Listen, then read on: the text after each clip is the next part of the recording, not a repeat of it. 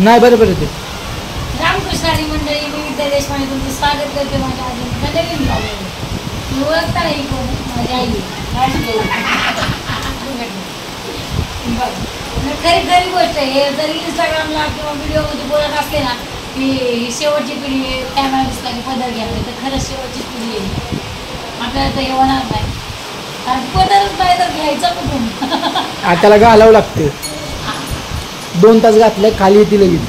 तर आम्ही आलो माळावाडीत. तब्बल 4-5 महिन्याने माळावाडीत झाली असेल का. माळावाडी तुम्हाला सगळ्यांना माहितीच असेल. जे आधी सगळं राहतात त्यांना सगळ्यांना माहिती असेल. खूप सारा पाऊस सुरू झालेला आहे. खूप पाऊस सुरू झालेला आहे. पावसामुळे आवाज येत नाहीये. तुम्हाला माझ्या बहिणीचं घर दाखवते. हे आहे 1 फूट उभा आमचं. त्यांना ओळखता तुम्ही? हा तर हे लाडकी मुलगी. मी कुठे आहे पण ह्याच्यात? अरे मी कुठे आहे? काय कुठे आहे? मी हतले कमी जागी आहे. हे जाऊन दे, चल तू नाही गेला. बघ बघ ते ध्यान दाखव. आमचे काका झोपले. काका साहेब झोपले.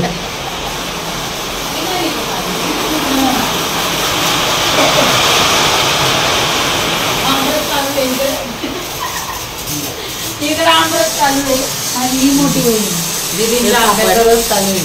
हे आम्ही पापड करतो. दीदीने आंब्याचा रस, दीदीने आमच्या मोठ्या दीदी आम्ही त्यांच्याकडे गेलो तर बाळ बघायला, त्यांनी आणले त्यात आंब्याचा रस चालू आहे इकडे. आणि कुकरचे काय कुठला कुकर घ्यायचा कुकर आता किती भारीतला भारी कुकर दे बाहेर पाणी काढतो. चांगला कुकर आहे. दीक्षेच्या भांड्यात घेतलेला आहे ना आपण. पाणी काय निघतं माहिती नाही. आणि मग पाणी कसं निघतं? अरे त्यांचं पाणी वेगळं आहे मम्मी. आई बसली खाली काम करायला. आता आई काय पीठ मारायला घेईल. बेडरूम दाखवते चला. आणि संध्या मावशी दिगाना केलाय बघा हे सगळं. तुला फ्रीज घ्यायचं का सांगते? एक वर्षाचं वापरलेला किती रुपयाला? चला सेकंड हँड नाही घ्यायचं. सेकंड हँड नाही, वर्षाचं वापरलं. संध्या मावशीने 7-8 आंबे तरी खाल्ले असते.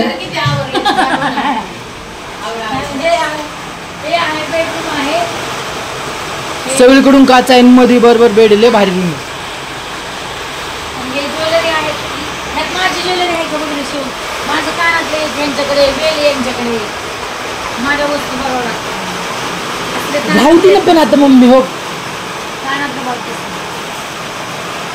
असते. कानातले असतात का सांगा. कानातले कोण घालणार आहे लग्न झाल्यावर सांग. असते कानातले कोण घालणार आहे? वेस्ट इंडिज बाया घालतो. वेस्ट इंडिजच्या बाया घालणार. लय अवघड आहे पूर्वीचं. लय खर्च करते.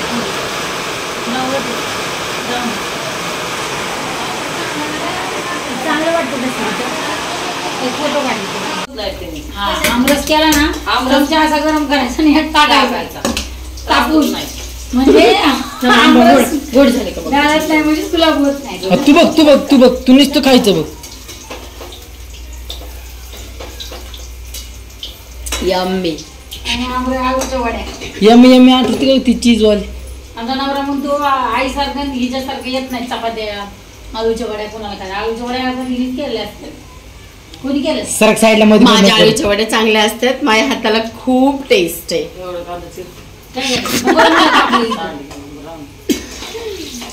कुठून येतो यो कॉन्फिडन्स? Over confidence. सगळे म्हणतात मला ओव्हर कॉन्फिडन्स. या सुरीला धारच नाही अजिबात. नाही तसलं तर जमतच नाही मला. उलट या की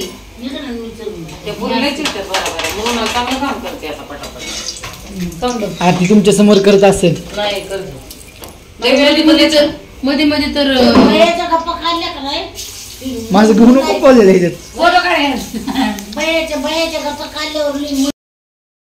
तर खूप दिवसांनी मिळून जेवलो. आई इकडे बसलेले आहेच आहे. ते व्हिडिओमध्ये आले नाही. हे भाऊजी 2 नंबरचे मेहुणे आणि बहिणा 3 जणी मिळून जेवलो. आमरस, चपाती, सांडग्याची भाजी आणि भात होता. मग फायनली पिशव्या भरल्या. आई आणि माझी मोठी बहीण जाणार होते भावाच्या घरी. मी जाणार होते माझ्या घरी आणि ही जाणार होती मंडईमध्ये गावात.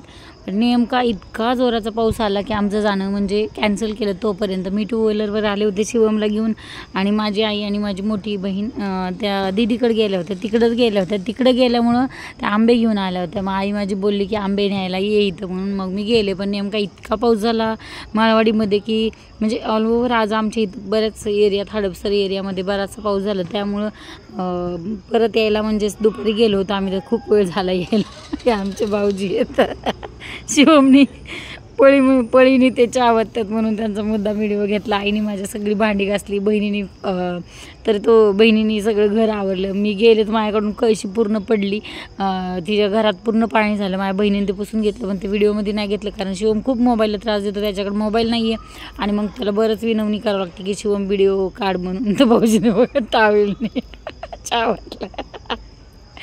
कमालीचा माणूस आहे हा. आहेत चांगले आमचे भाऊजी, चालेल सगळे चांगले आहेत आणि आपणही चांगले आहेत. मी तर चहा पिले नाही बाबा, यांचं मला आवडत नाही चहा प्यायला, मी चहाच नाही पित. आणि मग शिवमने तो चहा सगळ्यांना आणून दिला. या हातात 3-4 कप उचलून हा सगळ्यांना घेऊन आला. मी नाही चहा पिले, माझी बहीण हे लोक सगळे पिले, मी पिले नाही चहा.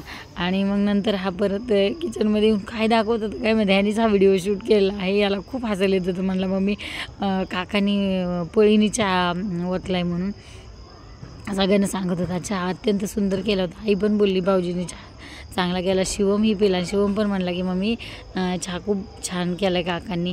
शिवम माझं तसं काम करतो बरं का सगळं, पण त्याच्या मनासारखं पाहिजे. आजीला पाणी घेऊन चालला आहे तांब्याच्या भांड्यातलं, परत अंड्याचं झाकण पण लावले. आणि ऐकतो शिवम तसंच बऱ्यापैकी म्हणजे सगळ्यांचं काम ऐकतो, बोलतो. आणि माझं हे जे चाललं होतं नेहमीप्रमाणेच गाणं सांगायचं काम चाललं होतं. म्हणजे आपलंच हे संसारातलं चालायचं, इकडच्या तिकडच्या गप्पा, आणि कोणी आपल्याला काय बोलले हे सांगायचं. एकमेकाला बहिणी भेटल्यावर हेच तर असतं ना, सुखदुःख वाटून घ्यायचं.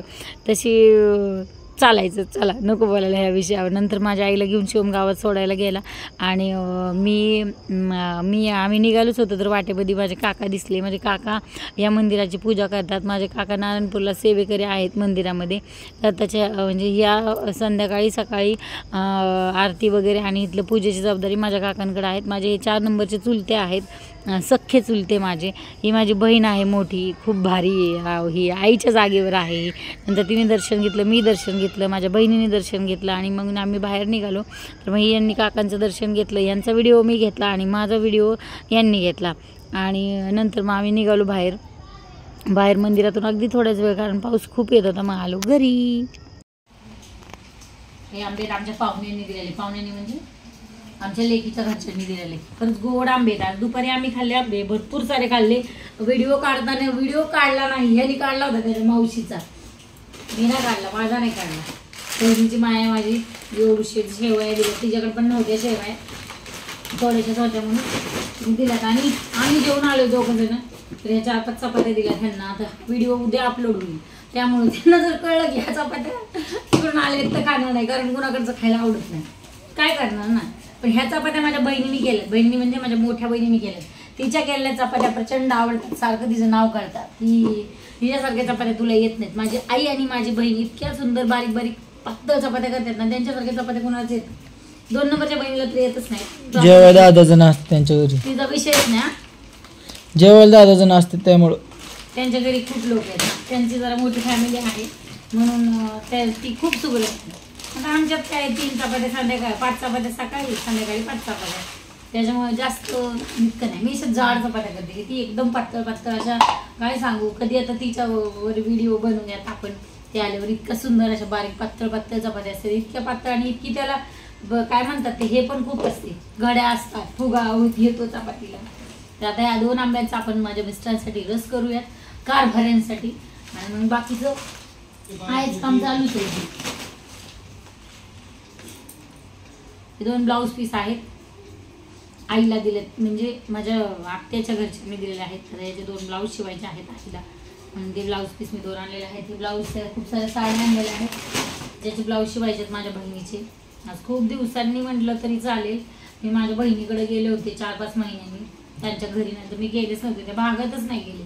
सासूबाईंना भेटायचं बी राहिला, सासूबाईंकडे पण नाही गेले.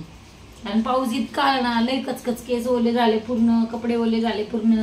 ह्याची किरकिर मध्ये चल मम्मी घरी, चल मम्मी घरी. जसं काय ह्याला घरी येऊन काय करायचं होतं तुला घरी येऊन? हा इथं आहे ना, आता त्यांच्या घरी पण टीव्ही होता ना तुला. असं आहे का की इथंच टीव्ही आहे, आपल्या घरी टीव्ही आहे, तिथं त्यांच्या घरी टीव्ही नाही? हा उलट चल चल घरी. आई म्हणत होती चल मंडई घेऊयात, भाजी घेऊन देते, म्हणजे म्हणत तर होती घेऊन देते आई बिचारी माझी, लंगत लंगत. एवढा पैसा झाला का तिच्याकडे? माझ्याकडे पैसे आहेत ना, तिच्या पैसे कशाला? तिने आता लग्न करून दिलं, सगळं करून दिलं, कशाला तिच्या पैशाचं भाजी खायची आपल्याला? पप्पा नाही आवडत का तिच्या पैशाची भाजी? बाद झालं काहीच, बेटा उद्या आंब्याचा आमरस करायला घेतला. किती इतका छान, 2च आंब्याचा रस केला, कारण आम्ही दोघं तिथूनच जेवून आलेलो होतो आणि मग ह्यांना एकट्यानंच बनवायचं होतं. मी म्हटलं ना 4 चपात्या माझ्या मोठ्या बहिणीने बनवून दिल्या होत्या. माझ्या मोठ्या बहिणीच्या हाताला इतकी चव आहे ना, काय सांगावं. काय ज्याला हात लावल ना त्याला ती जादूच करून ठेवली. चपाती इतक्या छान पातळ पातळ बनवते. कुठलीही गोष्ट माझ्या मिस्टरांना इतकी आठवण येते तिची. बेसनपोळी पातळ बनवते, तिला पुरणपोळी काय काय बनवायला येत नाही, सगळ्या गोष्टी ती छान बनवते.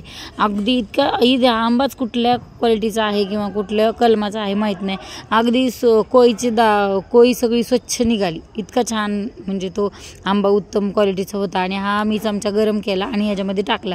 गरम चमच्याचे चटका आमरसमध्ये द्यायचा, म्हणजे तो आंबा बाधत नाही, म्हणजे जुलाब वगैरे होत नाही, जे मागेही व्हिडिओमध्ये सांगितलं. आणि मीच ते लक्षात ठेवून घरी आल्यावर तेही मी केलं. मग नंतर आंबे वगैरे भरून ठेवले, सगळे जे शिल्लक राहिलेले आंबे होते ते टोपलीमध्ये भरून ठेवले. आणि हे पिकलेले आहेत, पाडायला लागलेले होते आंबे, म्हणजे त्यांच्या घरचे असल्यामुळं या आंब्यांना म्हणजे घरचे असल्यामुळे हे आंबे पिकवायची गरज नाही, ऑलमोस्ट ते पिकलेले आहेत. मी ह्या थोड्याशा ज्या शेवया होत्या, ज्या माझ्या बहिणीने दिल्या होत्या, यांना आवडतात म्हणून, तर त्या शेवया करायच्या ठरवलं. आणि म्हटलं आता काही शेवयाच करायच्या आहेत फक्त, आणि चपात्या तर आणलेल्याच होत्या, भाजी वगैरे काही केली नाही. ह्यांना आमरस असला की काही बाकीच्या गोष्टी लागत नाहीत किंवा नसल्या तरी चालतात. मग शेवया शिजवल्या, थोडंसं तेल घातलं आणि शिजवून पाण्यामध्ये निथळून काढल्या. तर तुम्हाला आजचा ब्लॉग कसा वाटला कमेंटमध्ये नक्की सांगा. सबस्क्राईब करायला अजिबात विसरू नका, सबस्क्राईब करायला विसरू नका, म्हणजे नवीन व्हिडिओ आलेला तुम्हाला त्याचं नोटिफिकेशन तुम्हाला येईल. बरोबर आहे की नाही? राम राम मंडळी, तुम्ही सबस्क्राईब करायला विसरू नका. बाय.